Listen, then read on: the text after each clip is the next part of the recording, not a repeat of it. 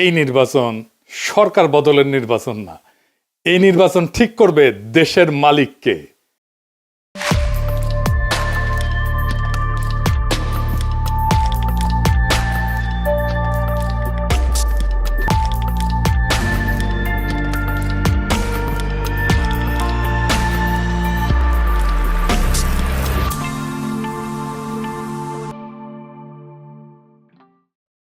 এগারো দলের নির্বাচনে ঐক্য হয়েছে, আলহামদুলিল্লাহ। এইটা আরো ভালোভাবে হইতে পারতো, কিন্তু হয় নাই। যাই হোক, অসুবিধা নাই। এই জোটকে এখন বিজয় হইতে হবে।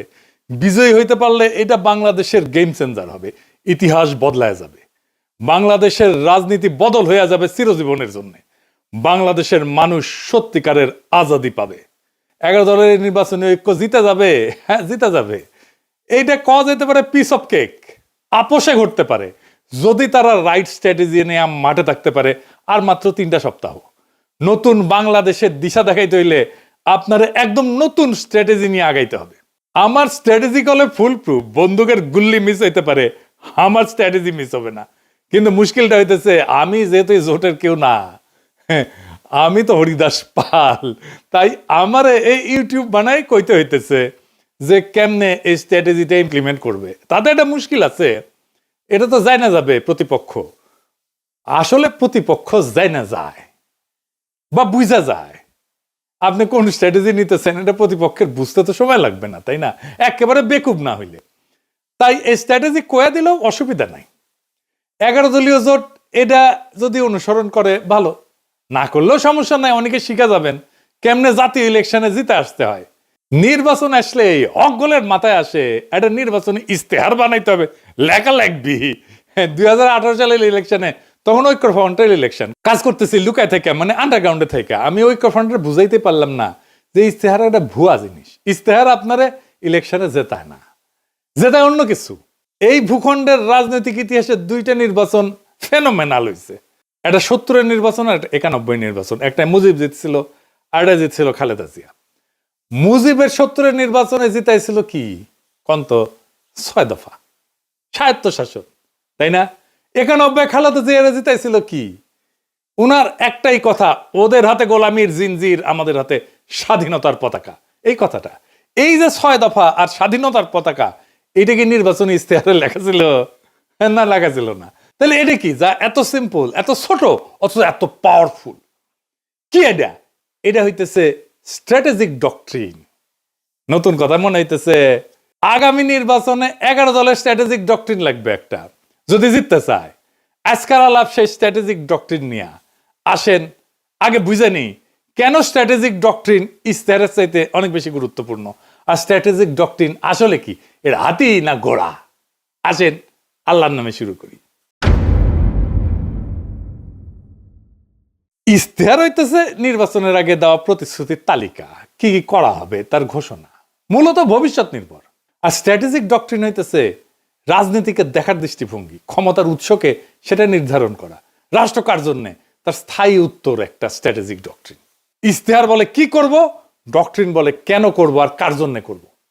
মানুষ এই সমস্ত ইস্তার ফিস্তার বিশ্বাস করে না, পড়েও না। রাজনৈতিক দলের কর্মীরাও পড়ে না, কারণ সারা দুনিয়ার বাস্তবতা হইতেছে প্রায় সব দলই একই প্রতিশ্রুতি দেয়। চাকরি দেব, বেকারত্ব কমাবো, দাম কমাবো, দুর্নীতি কমাবো, কিন্তু মানুষ জানে এগুলো ভুয়া, কিছুই হবে না, কিছুই পূরণ হবে না। ফলে ভোটাররা এই সমস্তকে পাত্তা দেয় না। কিন্তু ডক্ট্রিন ইস্তেহারের এই সীমাবদ্ধতা ভেঙে ফেলে। ইস্তেহার যাচাই হয় ক্ষমতায় গেলে, ক্ষমতায় যে সে করলো কিনা। আমি কিন্তু আওয়ামী লীগের ইস্তেহার নিয়ে বেশ কয়েকটা এপিসোড করছি যে ওরা কোনোটাই কিছু করে নাই, বাস্তবায়ন করে নাই। কিন্তু ডক্ট্রিন যাচাই হয় ভোট দেওয়ার আগেই। ডক্ট্রিন মানুষকে প্রশ্ন করায়, আমি কি এই ডক্ট্রিনের মধ্যে নিজেকে দেখতে পাই? এই দল আসলে আমাকে কি মনে করে? মানুষ ইস্তেহার বিশ্বাস না করলেও ডক্ট্রিনকে চিনতে পারে। ইস্তেহার হয় পরিস্থিতি নির্ভর, আর ডক্ট্রিন সময় স্বাধীন। জিনিসপত্রের দাম বাড়লে ইস্তেহার বদলাবে, যুদ্ধ হইলে ইস্তেহার বদলাবে, কিন্তু ডক্ট্রিন বলে যে পরিস্থিতি আসুক ক্ষমতার কেন্দ্রটা বদলাবে না, ভোটাররা তাতে নিরাপত্তা পায়। ইতিহাস বলে যে দল ডক্ট্রিনে যেতে সে নির্বাচনে যেতে। নির্বাচনের মাঠে ডক্ট্রিন কি করে? 1 নাম্বার, ভোটকে একটা ডিল থেকে ঘোষণা বানায় দেয়। ইস্তেহার, আমি ভোট দিচ্ছি কারণ তুমি দিবা আমারে, তাই তো? আর ডক্ট্রিন বলে আমি ভোট দিচ্ছি কারণ আমি জানি ও আমি কে তার কাছে। 2 নাম্বার, প্রতিপক্ষের কথা কেউ নিজের করে নেয়। তার প্রতিপক্ষ যত কথা বলবে আমাদের ফ্রেমে বলবে, এটাই ডক্ট্রিন ঠিক করে। এটা আমরা আগে পরে আরো বিস্তারিত বলবো। ডক্ট্রিন ঠিক হলে ইশতেহার তার বাইরে যেতে পারে না। ডক্ট্রিন ইশতেহারের সীমা টেনে দেয়। আর মানুষের মনস্তত্ত্ব, মানুষ কি বিশ্বাস করে? মানুষ বিশ্বাস করে যে তাকে সম্মান দেয়, যে তাকে ছোট করে না, যে তাকে মর্যাদা দেয়, যে তাকে রাষ্ট্রের মালিক বানায়, তাকে বিশ্বাস করে। আর ইশতেহার বলে আমি তোমার এটা দেব। ডক্ট্রিন বলে আরে তুমি কি দেবো, তুমি তো মালিক। ডক্ট্রিন এটা বুঝায় দেয়। ইশতেহার আপনাকে গ্রহীতা বা অনুগ্রহ প্রার্থী বানায়, ডক্ট্রিন আপনাকে মালিক বানায় দেয়। মালিক ভিক্ষার উপরে ভোট দেয় না।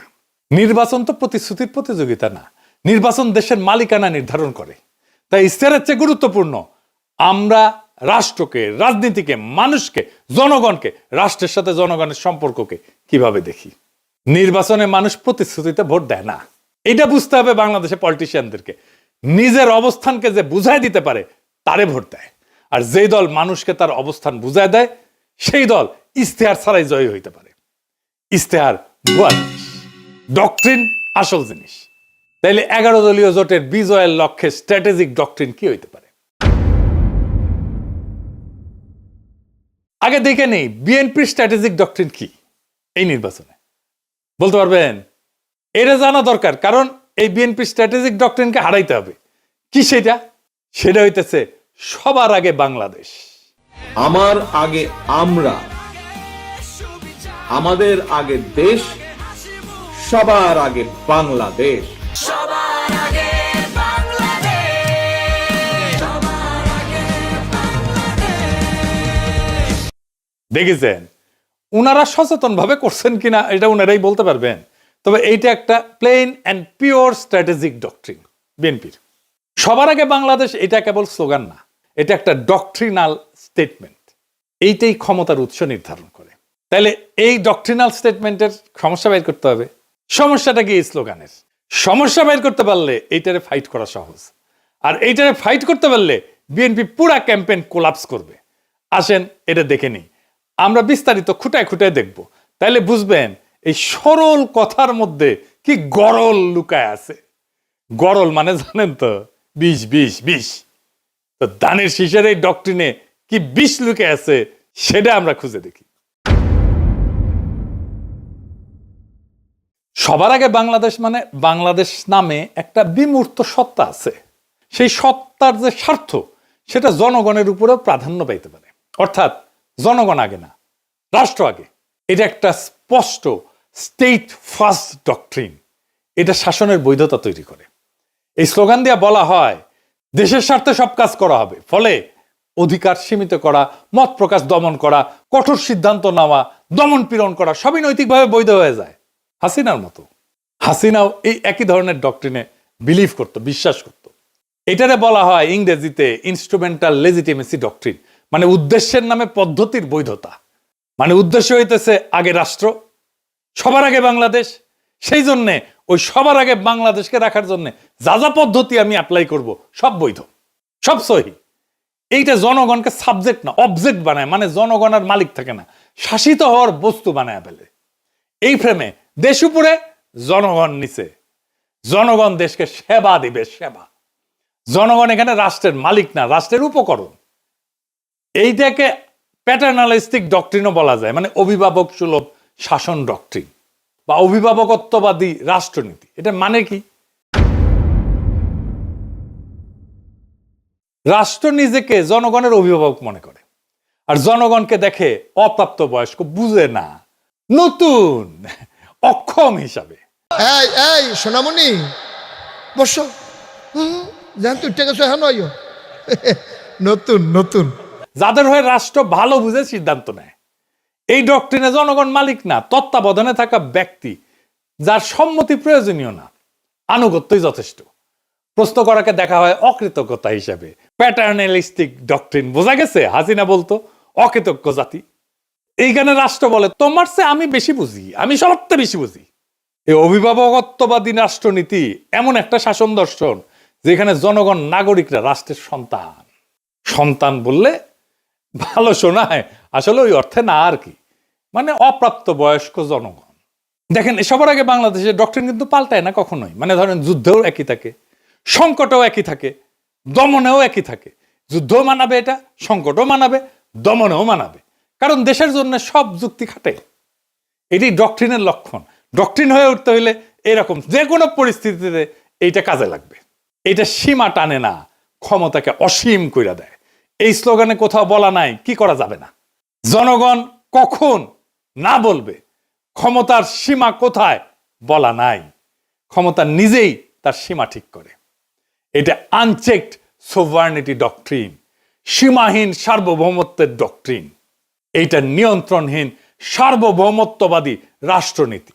রাষ্ট্র নিজেই নিজেকে চূড়ান্ত ক্ষমতার উৎস মনে করে, যার উপরে জনগণের সম্মতি, জনগণের জবাবদিহিতা চাওয়ার অধিকার, এমনকি জনগণের এটা সীমা ঠিক করে দেওয়া, এটা কাজ করে না। এই ডক্ট্রিনে ক্ষমতার উপরে কোনো কার্যকর নিয়ন্ত্রণ থাকে না। রাষ্ট্রের স্বার্থ সব প্রশ্নের ঊর্ধ্বে। নাগরিক অধিকার এখানে শর্ত সাপেক্ষ হয়ে যায়। রাষ্ট্র বলে আমি সিদ্ধান্ত নেব, সীমা আমি ঠিক করব, তুমি কোন তেজপাতা, তুমি কোন। তার মানে সবার আগে বাংলাদেশ কোনো আবেগী স্লোগান না, এটা এমন একটা স্ট্র্যাটেজিক ডক্ট্রিন যা রাষ্ট্রকে জনগণের উপরে স্থাপন করে এবং ক্ষমতাকে সীমাহীন বৈধতা দেয়। তাইলে এই সবার আগে বাংলাদেশ এই স্লোগানের স্ট্র্যাটেজিক ডক্ট্রিনকে হারাইবেন কেমনে? এই প্রথম কৌশল হইতেছে এটাকে আক্রমণ করা যাবে না। আক্রমণ না করে হারানো যায়, খুব চমৎকার ভাবে হারানো যায়, অপরূপ ভাবে হারানো যায়, মোলায়েম ভাবে হারানো যায়। কারণ আপনি এটা ব্যাখ্যা করতে পারবেন না এখন কেন এটা খারাপ। আপনি জন ধরে বুঝাইতে পারবেন না, টাইম নাই, কইতে পারবেন না বুঝিস এই স্লোগান কিন্তু তোমার স্লোগান। তাই এইটার কৌশল অন্য। কি সেই কৌশল? এই স্লোগানকে গ্রহণ করতে হবে। আমরা এটাকে গ্রহণ করতেছি কারণ রাজনীতিতে যে স্লোগান জনগণের মনে কিছুটা ঢুকে গেছে, সেটাকে ভাঙা সহজ হয় না, কিন্তু সেটাকে নতুন অর্থ দিতে পারলে জেতা যায়। আমরা এটাকে নতুন অর্থ দেব। তাহলে কি হবে? Counter narrative. কিভাবে আমরা এই কথাটাকে নতুন মিনিং দিতে পারবো, নতুন অর্থ দিতে পারবো?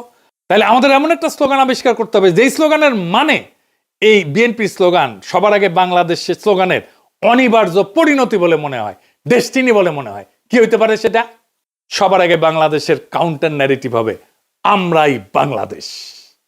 ওরা বলবে সবার আগে বাংলাদেশ, আমরা বলবো সেটাই তো আমরাই বাংলাদেশ। এখানে কোনো ঝগড়া নাই, এখানে কোনো কনফ্রন্টেশন নাই, এখানে কোনো কন্ট্রাডিকশন নাই, এখানে আছে কমপ্লিশন, সম্পূর্ণতা। বিএনপি বলছে কি আগে, আমরা বলছি ওইটা আসলে কি, কেন আমরাই বাংলাদেশ। বিএনপির সবার আগে বাংলাদেশ স্লোগানকে আমরাই বাংলাদেশ স্লোগান সুপারসিড করে যাবে। এখানেই মূল খেলা। আমি এখানে কয়েকটা দিক ব্যাখ্যা করব কেন, কিভাবে এটাকে সুপারসিড করে যাবে। আসেন সেটা বুঝে দেখি, খুব মজা লাগবে। প্রথমে দার্শনিক ব্যাখ্যা, মানে পলিটিক্যাল ফিলোসফির ব্যাখ্যা। বাংলাদেশ জমি না, পতাকা না, সংবিধানের কাগজ না। বাংলাদেশ হলো মানুষের সমষ্টিগত রাজনৈতিক অস্তিত্ব। এখান থেকে আসে জনগণের সার্বভৌমত্ব। মানুষ মানে রাষ্ট্রের মালিক। তাই আমরাই বাংলাদেশ কোনো আবেগী কথা না, এটা সার্বভৌমত্বের ঘোষণা। বিএনপি দেশকে একটা বাইরের বস্তু হিসেবে দেখে, আমরা দেশকে নিজেদের পরিচয় হিসেবে দেখি। 2 নাম্বার, রাষ্ট্রনৈতিক ব্যাখ্যা বা স্টেট লজিক। বিএনপির ফ্রেম রাষ্ট্র আগে, রাষ্ট্র সিদ্ধান্ত নেয়, মানুষ উপকারভোগী। আমাদের ফ্রেম মানুষ আগে, মানুষ সিদ্ধান্ত নেয়, রাষ্ট্র মানুষের যন্ত্র। এইখানে ক্ষমতার কেন্দ্রটা বদলায় যায়। এইটাকে বলে সাবজেক্ট শিফট। বিএনপি বলে আমরা দেশ চালাবো, আমরা বলি আমরাই দেশ। এই অবস্থান থেকে কাউকে হারাইতে গেলে বলতে হয় তুমি দেশ না। এইটা তো সে বলতে পারবে না। রাজনীতিতে এর চেয়ে আত্মঘাতী কথা আর নাই। 3 নম্বর হইতেছে পলিটিক্যাল স্ট্র্যাটেজির ব্যাখ্যা। এটারে বলা হয় ক্লাসিক ফ্রেম হাইজ্যাকিং। বিএনপি যতবার বলবে সবার আগে বাংলাদেশ, ততবার তারা আসলে বলবে আমরা আগে। তারা নিজেরাই জনগণকে কেন্দ্র বানাবে, আমাদের ফ্রেম রিপিট করবে। এটারে বলা হয় নো এসকেপ ন্যারেটিভ। ওরা কথা বললেই আমার ভাষায় কথা বলবে। 4 নম্বর হইতেছে মার্কেটিং ব্যাখ্যা, পলিটিক্যাল মার্কেটিং আর কি, মানে পণ্যের মার্কেটিং না। বিএনপির স্লোগান অ্যাবস্ট্রাক্ট প্রোডাক্ট সেন্ট্রিক, মানে মানুষ শুধু সমর্থন করে। আমাদের স্লোগান আইডেন্টিটি বেসড, মানুষ নিজেকে এটার ভিতরে দেখতে পায়। মানুষ পোস্টারে লিখবে আমরাই বাংলাদেশ, কারণ এটা স্লোগান না, এটা সেলফ আইডেন্টিটি স্টেটমেন্ট। মানুষ যেটা নিজের পরিচয় মনে করে ওইটার সাথে বিশ্বাসঘাতকতা করে না। বোঝা গেছে? খুব সিম্পল 2টা শব্দ, বিধ্বংসী।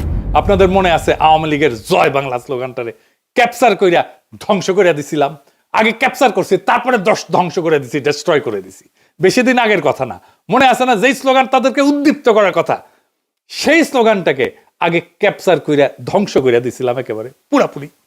এই টেকনিকে এবার আসেন ইলেকশন জার্নির আর্ক, সেটা আবার কি? এটা আসলে কি? নয়া নয়া জিনিস করছেন দাদা, কঠিন মনে হচ্ছে, আরে কঠিন না, সেল চালাইয়া বুঝে যাবেন। আসেন সেল চালাইয়া বুঝে নিই। এইটা আসলে ভোটের আগে থেকে ক্ষমতায় যাওয়ার পর পর্যন্ত জনগণকে একসাথে নিজের সাথে যুক্ত রাখার রোডম্যাপ, পথ নকশা। এখানে ভোট শুধু একটা ঘটনা, পুরো গল্প না, ঠিক আছে? বর্তমান বাংলাদেশের বাস্তবতাটা কি? এটা কি জন অসন্তোষ এটা দিয়ে শুরু হয়? তা না, শুরু হয়েছে একটা হতাশা দিয়ে, গভীর হতাশা দিয়ে, একটা ভ্রম দিয়ে, একটা ভুল দিয়া। সব বদলাইছে মনে হয়, কিন্তু আসলে কিছু বদলায়নি। আগের বন্দোবস্ত, আগের রাষ্ট্রযন্ত্র, আগের ক্ষমতার ভাষা, আগের নিয়ন্ত্রণ সব ঠিক আছে, শুধু মুখ বদলাইছে, দল বদলাইছে। মানুষ স্পষ্ট দেখতেছে বিএনপি ধীরে ধীরে আওয়ামী লীগের আগের জায়গাগুলো নিচ্ছে, কাঠামো ভাঙতেছে না, দখল বদলাচ্ছে। সবচেয়ে গুরুত্বপূর্ণ বাস্তবতা হইতেছে তারেক রহমান তো নির্বাচিত প্রাইম মিনিস্টার না, কিন্তু তিনি ডিফ্যাক্টো দেশের প্রধান সিদ্ধান্ত কেন্দ্র। এখানে মানুষ বুঝে যায় সমস্যা ব্যক্তি না, সমস্যা হচ্ছে একই রাষ্ট্র একইভাবে চলে। এই উপলব্ধিটাই ইলেকশন জার্নির প্রকৃত শুরু। নির্বাচন শেষ না, নির্বাচন দিয়ে নাগরিক তার মালিকানা দখল করবে। এখানে ইলেকশন জার্নির আর্ক পূর্ণতা পায়। স্লোগান থেকে যাত্রা, এর প্রথম ফেজে কি হবে? পরিচয়কে জাগরিত করা। আমরাই বাংলাদেশ, এটা আমাদের পরিস্থিতিকে জাগ্রত করবে। এই পর্যায়ে প্রতিশ্রুতি কম, দর্শন বেশি। এর লক্ষ্য কি? মানুষ ভোটার না, মানুষকে বলা আপনি একটা পলিটিক্যাল এন্টিটি, রাজনৈতিক সত্তা। 2 নাম্বার ফেজে কি? নৈতিক প্রশ্ন, মরাল কোশ্চেনিং। এখানে প্রশ্ন উঠবে, আমরাই যদি বাংলাদেশ হই তাহলে এত অন্যায় কেন, এত অবিচার কেন, এত বেইনসাফি কেন? এখান থেকে আসবে ইনসাফের প্রশ্ন। ইনসাফ মানে ভিক্ষা না, দয়া না, অধিকার ফেরত নেওয়া। মানুষ তখন বোঝে অন্যায়টা তো তাহলে আমার বিরুদ্ধে, বেইনসাফি তো আমার বিরুদ্ধে। আমরাই যদি বাংলাদেশ হই আর এই বাংলাদেশে যদি বেইনসাফি থাকে তাহলে এই বেইনসাফি আমার বিরুদ্ধে, কারণ আমি তো বাংলাদেশ। 3 নাম্বার ফেজ, ইনসাফের কাফেলা। এটা একটা কালেকটিভ জাস্টিসের ফেজ, সম্মিলিত ন্যায়ের যাত্রা। মানুষ বোঝে আমি একা না, আমার অভিজ্ঞতা সবারই। এখানেই জন্ম নেয় কাফেলার ধারণা। কাফেলা মানে পার্টি না, কাফেলা মানে পোস্টার না, এটা একটা নৈতিক যাত্রা। আমার ভোটটা তো দেওয়া হবে তাকেই যে আইন বানাবে, যাকে আমি সংসদে পাঠাচ্ছি। এটা একটা যাত্রা, যে আইন সমাজে ইনসাফ কায়েম করবে। এই ভোট শুধু ব্যালটের ভোট না, এটা ইনসাফ কায়েমের কাফেলা। 4 নাম্বার ফেজ, আজাদির দোরগোড়ায় পৌঁছানো। শেষ পর্যায়ে প্রশ্ন বদলায়, কে ক্ষমতায় যাবে এটা প্রশ্ন না, বরং আমরা কিভাবে শাসিত হব সেইটা প্রশ্ন হয়ে দাঁড়ায়। আজাদি মানে নিজের জীবনের উপরে নিজের কর্তৃত্ব। এখানে নির্বাচন ক্ষমতার উৎস না, এই নির্বাচন হইতেছে আজাদির দরজায় পৌঁছানোর মাধ্যম। ইনসাফের কাফেলা দিয়ে আজাদির দরজায় পৌঁছানোর মাধ্যম হইতেছে নির্বাচন। তাইলে কেন এই যে সিম্পল মেসেজ আমরা এই বাংলাদেশ, এটা কেন আমাদের জিতায় দেবে? 5টা সিম্পল কারণে জিতায় দেবে। 1 নাম্বার, এটা ঝগড়ার রাজনীতি না। 2 নাম্বার, এটা পরিচয়ের রাজনীতি। 3 নাম্বার, এটা মানুষকে ছোট করে না। 4 নাম্বার, এটা মানুষকে রাষ্ট্র বানায়, মালিক বানায়। 5 নাম্বার, এটা প্রতিপক্ষের মুখে আমাদের ভাষা ঢুকায় দেয়। মানুষ যখন বলে আমরাই বাংলাদেশ, সে আর শুধু ভোটার থাকে না, সে হয়ে যায় মালিক। আর মালিক কখনো ভুল জায়গায় দাঁড়ায় না। এই নির্বাচন সরকার বদলেন না, এই নির্বাচন ঠিক করবে দেশের মালিককে। ওরা বলে সবার আগে বাংলাদেশ, আমরা বলি আমরাই বাংলাদেশ। যেদিন মানুষ এটা বুঝে যাবে সেদিন আর কাউকে জিততে হবে না। নির্বাচন নিজেই নিজের ফল ঘোষণা করবে। সেই দিনের অপেক্ষায় আমরা থাকব 12ই ফেব্রুয়ারিতে। ইনকিলাব জিন্দাবাদ। আমরা কি চাই? আপনি কি চান? আমি কি চাই? বাংলা কি চায়? মাটির কি চায়? শহীদ কি চায়? আমরা কি চাই? বাংলা কি চায়? 24 কি চায়? জুলাই কি চায়? আমরা কি চাই? ইনকিলাব কি চায়? বিপ্লব কি চায়? জনতা কি চায়? মাটি কি চায়? বাংলা কি চায়?